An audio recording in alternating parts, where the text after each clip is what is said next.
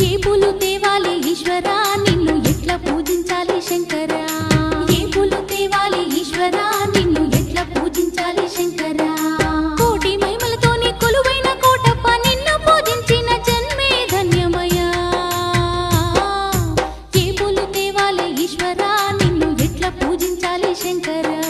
ఏ పూలు తేవాలి ఈశ్వరా నిన్ను ఎట్లా పూజించాలి శంకరా